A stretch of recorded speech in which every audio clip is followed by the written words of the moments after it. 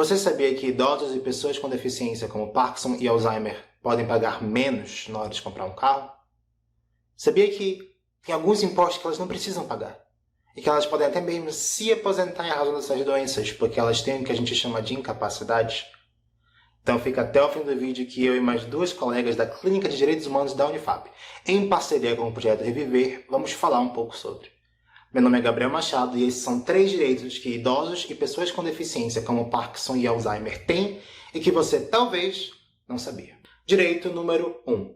Aposentadoria por incapacidade permanente, a antiga aposentadoria por invalidez. Desde a reforma da Previdência de 2019, muitas dúvidas surgiram sobre os planos de benefício da Previdência Social. A antiga aposentadoria por invalidez mudou de nome e agora se chama aposentadoria por incapacidade permanente.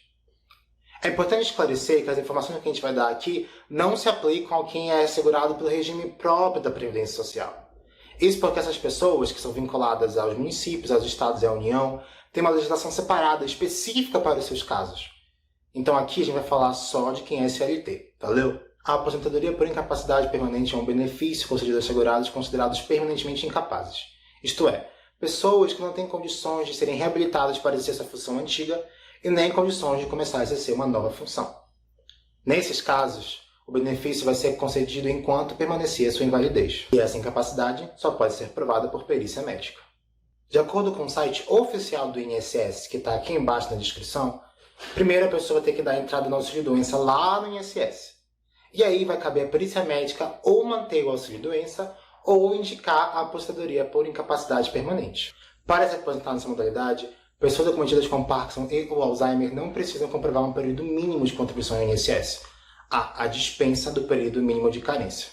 E além disso, aos segurados por aposentadoria por incapacidade permanente do regime geral de previdência social, aqueles que precisam de uma ajuda permanente de alguém que os acompanhe, que a gente chama geralmente de cuidadores, é possível adicionar 25% no valor do benefício, mesmo que isso ultrapasse o teto da Previdência. Heloísa, qual é o segundo direito? E o direito número 2 é que as pessoas com doenças como Alzheimer e Parkinson também têm isenção no pagamento de alguns impostos, como por exemplo o imposto de renda. Para obter essa isenção, a pessoa primeiramente já deve receber uma aposentadoria, pensão ou reforma no caso de militares. Também deverá dispor de um laudo médico que será emitido pelo serviço médico da sua fonte pagadora, como o INSS, ou pelo SUS, quando essa fonte pagadora não dispor de um serviço médico próprio. Atenção, esse laudo médico ele não deve ser emitido por serviço médico particular próprio. Com o laudo médico em mãos, a pessoa deve entregá-lo à fonte pagadora. Caso seja aposentado pelo regime geral de previdência social, a pessoa deve agendar um atendimento no INSS pelo número 135, para assim entregar o laudo médico, requerer a isenção, que será validado após análise e o agente deixará de reter o imposto. A isenção não dispensa a declaração da pessoa que se enquadre em alguma das condições de obrigatoriedade dessa entrega. Você pode consultar essas condições no site da Receita Federal, que estará disponível aqui embaixo na nossa legenda. Além da isenção no imposto de renda, especificamente para as pessoas portadoras da doença de Parkinson, também existe uma isenção sobre veículos automotores, especificamente falando do IPVA. O IPVA é o imposto sobre propriedade de veículo automotor, que é cobrado anualmente e que varia de acordo com a sua localidade, a residência, e também o tipo do veículo. A isenção incide sobre veículos novos, nacionais ou nacionalizados, bem como veículos usados, de propriedade das pessoas portadoras da doença de Parkinson ou alguma outra doença ou deficiência ou de seu responsável legal. No caso do Amapá, o beneficiário deve dirigir-se à Coordenadoria de Tributação, que fica na Secretaria de Estado da Fazenda, a Cefaz. Lá ele irá preencher o formulário anexando a documentação necessária, que são os documentos pessoais, o comprovante de residência, os laudos médicos e também os documentos do veículo. Além do IPVA, Esse tipo de isenção também alcança impostos como IPI e IOF, além do ICMS. No momento da aquisição, do veículo. Essa isenção deve ser requerida no site da Receita Federal ou junto ao fisco da unidade federada, respectivamente. Esse tipo de isenção pode diminuir em até 30% o valor do veículo 0 km. Além desses direitos que já citamos aqui nesse vídeo, qual será que é o terceiro direito que as pessoas com Parkinson e Alzheimer também usufruem, Isabelle? É com você. Agora, vamos para o direito de número 3, o benefício de prestação continuada.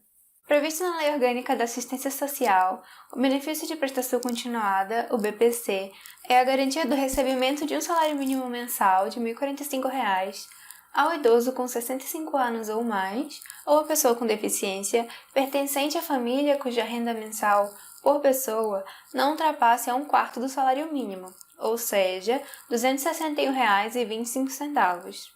Para conseguir o benefício, você deve comprovar, além da renda, que não recebe nenhum outro benefício no âmbito da Seguridade Social ou de outro regime, salvo os de assistência médica ou os de pensão especial de natureza indenizatória.